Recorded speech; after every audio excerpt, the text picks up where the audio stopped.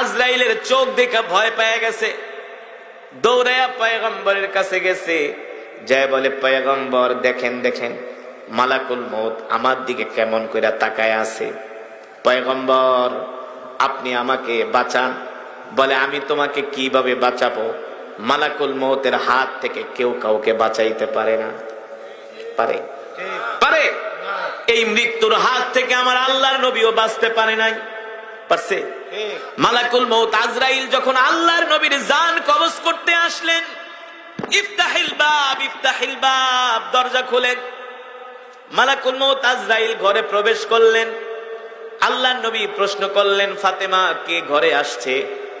হযরত ফাতেমা ডাক দিয়া বলে, আব্বা জান এতদিন পর্যন্ত যারা আমাদের বাড়িতে আসছে সবার চেহারা আমি চিনি মোটামুটি, কিন্তু আজকে যিনি আমাদের ঘরে প্রবেশ করলেন তার চেহারা আমি কোনোদিন দেখি নাই, তাকে চিনিও না। আল্লাহ নবী ডাক দিয়া বললেন, ফাতেমা ঘরের দরজা খুলে দাও।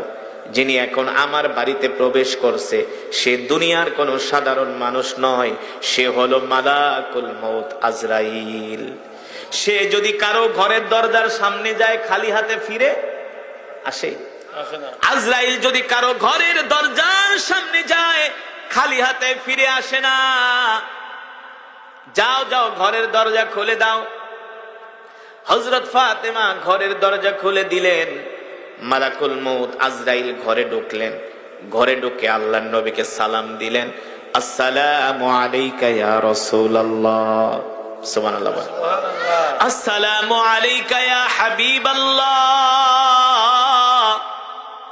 আল্লাহ রাব্বুল আলামিন মালাকুল মউত আজরাইলকে যখন পাঠিয়ে দিছে, মালাকুল মউতকে আল্লাহ তাআলা বলে দিছে, আজরাইল শোনো, তুমি কিন্তু দুনিয়ার কোন সাধারণ মানুষের জান কবজ করতে যাচ্ছ না, তুমি কিন্তু আমার হাবিব, আমার হাবিবে কিবরিয়া, আমার দোস্ত, আমার বন্ধু, যাকে সৃষ্টি না করলে আমি আল্লাহ তামাম পৃথিবী কিছুই সৃষ্টি করতাম না, তুমি কিন্তু তার জান কবজ করতে যাচ্ছ, ঠিক কিনা বলেন?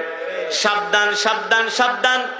এই পৃথিবীর জমিনে একজন মাত্র মানুষের জান কবজ করার জন্য আজরাইল অনুমতি নিছে, একজন মাত্র পয়গম্বরের।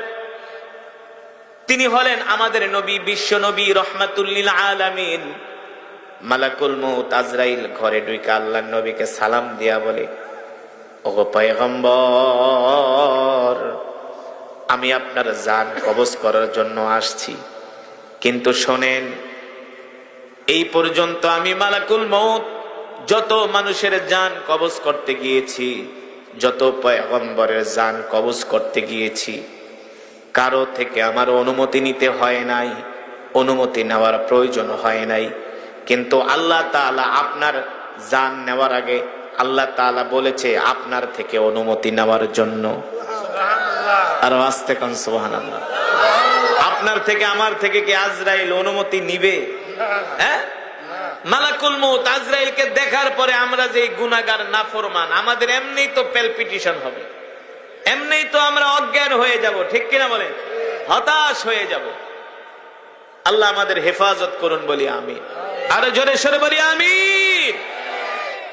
মৃত্যুর কথা মনে হয় না? মরা লাগবে না? হ্যাঁ? আজকে দিনের ভিতরে কয়জন মানুষ মৃত্যুর কথা স্মরণ করছে? কয়জন? একজনও না। মানুষ কবরস্থানের পাশ দিয়া যায়, গোরস্থানের পাশ দিয়া যায় বিড়ি টানতে টানতে, কথা বলে না? ওই কবরস্থানে, গোরস্থানে তার বাপ, তার মা, তার 14 গোষ্ঠী শুয়ে আছে না? কবরের পাশ দিয়া বিড়ি টানতে, সিগারেট টানতে টানতে যায়, মনের সুখে গান গাইতে গাইতে যায়। আবার কিছু মানুষ তো গোরস্থানের পাশে বসে জুয়াও খেলে, কথা বলে না? আছে কি আছে না? অথচ আল্লাহর নবী কি বলেন? আকসিরুদ্দিক হাযিমিল লাযাতিল মাউত। উম্মত, তোমরা বেশি বেশি করে মৃত্যুর কথা স্মরণ করো।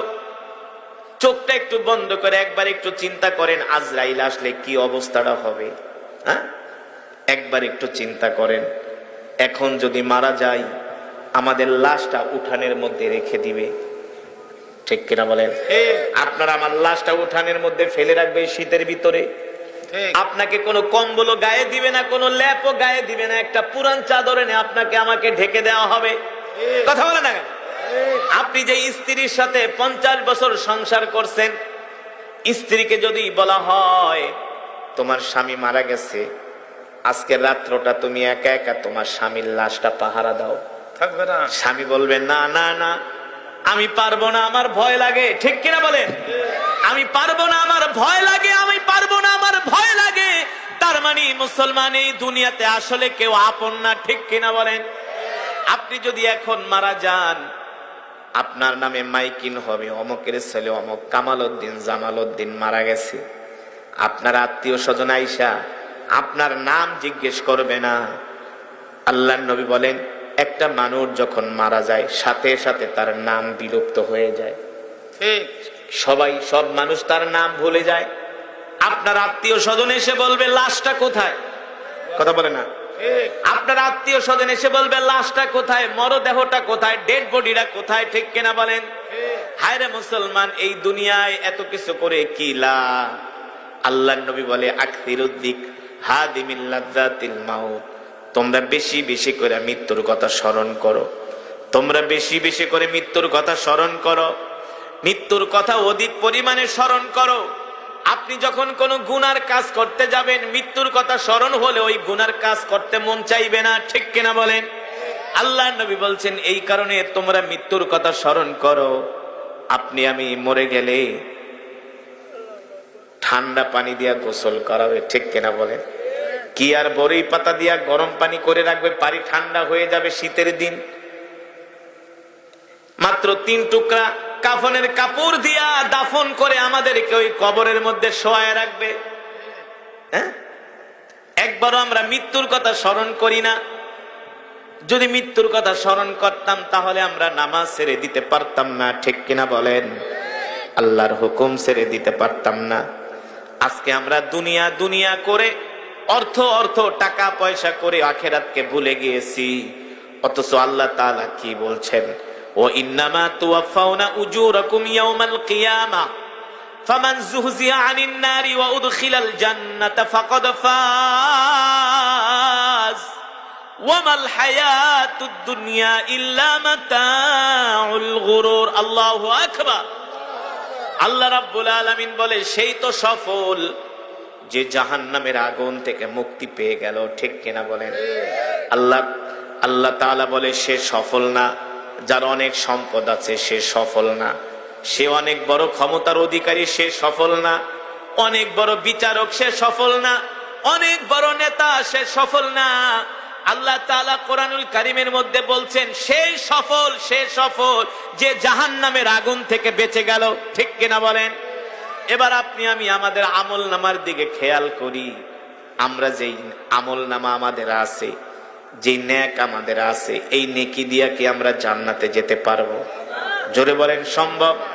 আমাদের নামাজের ভিতরে ভেজাল না? নামাজে দাঁড়াইলে দুনিয়ার সব চিন্তা ভাবনা মাথার মধ্যে চলে আসে। হ্যাঁ, আমরা মুসলমান কোরআন পড়তে জানি না। হ্যাঁ, আমরা মুসলমান কোরআন পড়তে পারি না, কোরআন পড়া শিখলাম না, কোনদিন 10টা মিনিট বসে একা একা জিকিরও করলাম না। ওয়াজ মাহফিলে এই যে একটু ঠান্ডার কারণে অনেক মুসলমান আসে নাই। হ্যাঁ, কিন্তু আপনি তাদেরকে একটা নায়িকা গায়িকা আয়না ডাক দেন, ডাক দেওয়া লাগবে না, দেখবেন সবার আগের কাতারে তাদেরকে পাবেন। হ্যাঁ, আল্লাহর নবী বলে, তোমরা দুনিয়ার জন্য গাফিল হয়ে গেছো। তোমরা যত দুনিয়া দুনিয়া করো, আসলে দুনিয়া কিন্তু তোমাদেরকে চায় না। আমরা দুনিয়াকে আঁকড়ে ধরি আর দুনিয়া আমাদেরকে লাথি মারে। ঠিক কিনা বলে? ও মুসলমান, এবার আল্লাহর নবী বলেন, ইদা উদিআল মাইয়িতু ফি কবরিহি জাআল কুরআনু ইনদা রাসিহি। আল্লাহর নবী বলে, ও আমার সাহাবীরা, কবর এমন এক ঘর যেখানে নাই কোনো বাতি, নাই কোনো সাথী। কবর আমাদেরকে প্রতিদিন ডাক দেয়, ইয়া আইয়ুহাল ইনসান আনা কবরুল ওয়াহিদা। আমি কবর একাকিত্বের ঘর। কবর আমাদেরকে ডাক দেয়, ইয়া আইয়ুহাল ইনসান, হে দুনিয়ার মানুষ, হে বনি আদম, আনা কবরুল গুরফা, আমি কবর অন্ধকার ঘর। আনা কবরুত তুরাব, আমি কবর মাটির ঘর।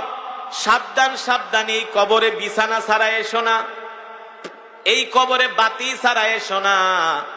আমি কবর অন্ধকার ঘর, অন্ধকারে কিছুই দেখবা না। দেখবো এই যে প্যান্ডেলের ভিতরে বসে এখনো ওয়াজ শুনতেছেন, যদি লাইট গুলো বন্ধ করে দেয়া হয়, একজনের চেহারাও আমরা একজনে। এটা তো দুনিয়ার অবস্থা। আর ওই অন্ধকার কবর মাত্র 3.5 হাত মাটির নিচ, না 3.5 হাতের একটা ঘর। এই কবরে যখন বাঁশের চাটাই দেওয়া হবে, কলা পাতা দেওয়া হবে, মাটি দেওয়া হবে, ওই কবরে আপনি আমি কিচ্ছু দেখবো না, অন্ধকার আর অন্ধকার।